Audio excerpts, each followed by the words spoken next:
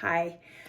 Most of you probably know me as Mrs. Brennan, and some of you might even know that I teach yoga at a studio as a side gig, and that's the role that I'm coming to you as today. I'm going to be teaching you what's called a Vinyasa Flow yoga class. It's actually the yoga that most athletes do. There's lots of different forms of yoga, and most people just think about it as meditation and stretching. But vinyasa is actually built around moving the body and stretching the body through movement, and getting your heart rate up and working the body and strengthening the body, not just stretching the body. So that's the type of yoga that I'm going to be doing with you today. And in fact, it's actually one of the most popular kinds of yoga for soccer athletes. You name an important athlete today, and particularly in soccer, and they probably do Vinyasa Flow yoga. And it's been estimated that on average, Vinyasa Flow yoga helps soccer athletes be able to play for on average 5 more years than they were expected to prior to having a yoga practice. So that's what I'm going to teach you today. I did want to tell you a couple things about some postures that when I teach in person and some people are new that they mess up, and they can lead to injury if you're not doing them correctly. So I just wanted to show you a couple of the postures that you're going to see in the routine you're about to go through. So the first one I wanted to show you is a plank pose. And when you are in plank, it's really important that you stack the joints of the arm. So if you can see, my shoulders are directly above my wrists and are directly above my hands.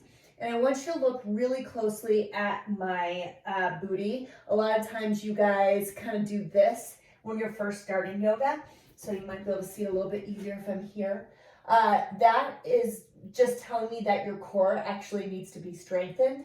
And we're looking for a straight spine, a stacked spine, and a tucked chin when you are in plank.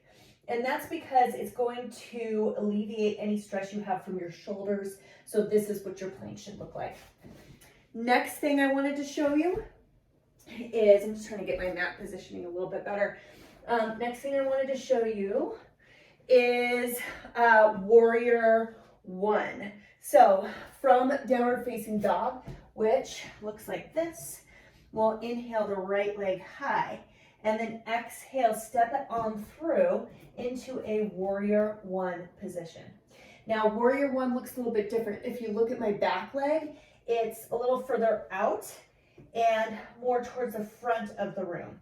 And from here, when you reach into Warrior One, you will notice that my right hip crease, I'm going to pull it back left forward, and I'll feel a stretch in that back left calf muscle. So there's a big difference between this, which again is more narrow, more wide, and Warrior Two, where you have more distance between the heels, you're wider, and this is what you call an open hip, when the hips are open to the sides, and this is called a closed hip. So again, one, step it back more, two. One, that left foot is at an angle, my hips are forward. Two, I open the hips a little bit more and step back a little bit with my left foot. Okay, then I wanted to show you a chaturanga pose. So chaturanga, which I also see people doing incorrectly a lot. Chaturanga will be really important to have that same stacked spine. But when you do a chaturanga push-up, you bend the elbows at the sides. They don't flare out. Your hands are already stacked directly below your shoulders, so it's not a wide push-up position. Instead, you bend at the elbows, kind of gracing your elbows along your side body, and then inhale into upward facing dog. Now, I want you to look real closely at my feet. So my toes are not curled under in here, right? That would cause your lower back to cramp up. Instead, the tops of my feet are down to create space for that inhale. And then exhale, I push to the top of my toes and use my core, not my shoulders, to get into downward facing dog. So again, we'll go inhale into plank. Exhale, bend elbows, have elbows grace the side body. Inhale into upward facing dog. I'm not curling my toes under, they are down. And then exhale into downward facing dog.